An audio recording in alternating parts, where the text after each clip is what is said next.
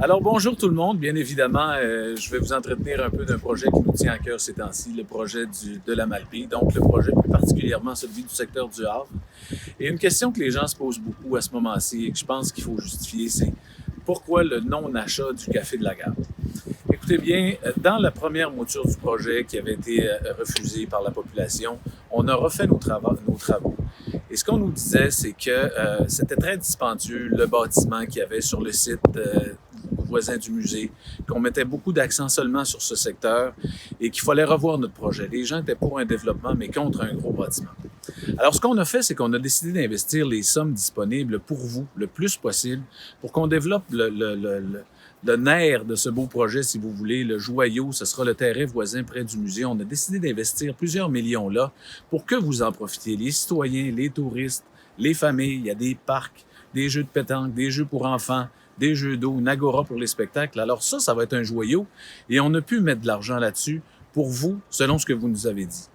Aussi, le deuxième volet important, c'est que le quai de Pointe-à-Pic a eu un règlement hors cours au mois de novembre dernier et que là, on peut réparer le quai de Pointe-à-Pic et le redonner à la population pour la pêche, pour les bateaux, pour que vous en profitiez. Et dans le projet actuel de la Malbaie, il y a un volet important d'aménagement du quai. Et là, on y vient. Pourquoi pas l'achat du café de la gare? Écoutez bien, le café de la gare est quand même un bâtiment, un grand bâtiment, avec un coût d'achat quand même assez important qui tourne autour des 800 000 $. Ce n'est pas subventionné, l'acquisition du café de la gare. Et il faut le mettre aux normes publiques. Alors, écoutez, il faut faire les rénovations dedans, il faut le mettre à des normes d'accueil citoyennes qui sont des normes municipales. Alors, il y a quand même pas mal d'investissements à faire et ça avoisine pas loin des millions, de 2 millions, ce projet-là.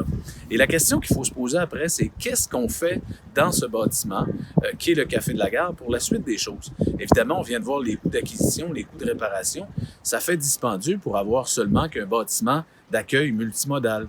Alors, je pense que nous, on ne peut pas être une vitrine nécessairement des produits d'artisanat régionaux, des métiers d'art.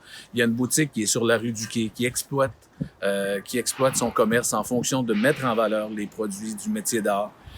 On ne peut pas faire une vitrine très culturelle. Le musée de Charlevoix est à côté, à 800 mètres, et c'est sa vocation, avec sa boutique de vente de produits d'histoire artisanaux. La Ville de la Malbaie n'est pas non plus l'association touristique. C'est pas de notre mandat de faire la promotion du développement touristique. Alors, ça vient limiter un peu la suite des choses dans ce bâtiment. On pense qu'avec les investissements que nous allons faire dans le secteur du musée, dans le secteur du quai et les aménagements qui vont être faits dans le secteur multimodal vont attirer beaucoup de gens et que des partenaires privés vont être intéressés d'y faire des investissements. Je dis partenaire privé parce que ça peut être privé, ça peut être corporatif aussi, ça peut être culturel aussi.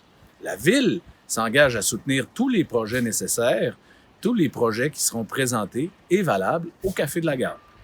Et pourquoi le bâtiment, la halte multimodale? Bien, c'est pour répondre aux besoins de transition des passagers qui débarquent du train, des bateaux, un lieu, un carrefour d'accueil, soit pour attendre le moyen de transport ou soit pour se diffuser sur la Malbaie. C'est quand même un bâtiment qui a un coût beaucoup moindre que l'achat de le Café de la Gare et qui est subventionné à très haut, en très haute partie. Alors qu'il revient pas très cher aux citoyens de la Malbaie, qui est inspiré d'une architecture des anciennes gares ancestrales. Alors, on pense que ça répond bien aux besoins et qu'avec la valorisation du quai, la remise en valeur du quai, les aménagements qu'on va faire dans le secteur intermodal et le terrain voisin du musée et la halte, je pense que les citoyens de la Malbaie sont gagnants d'aller dans ce sens. Et ce qu'on ne met pas dans le Café de la Gare, on l'a remis en argent pour le quai, le musée et pour vous, citoyens, pour que vous en profitiez. Et ça répond à notre mission d'infrastructure et d'aménager des lieux publics corrects et ce qui donne place aussi à des investissements privés.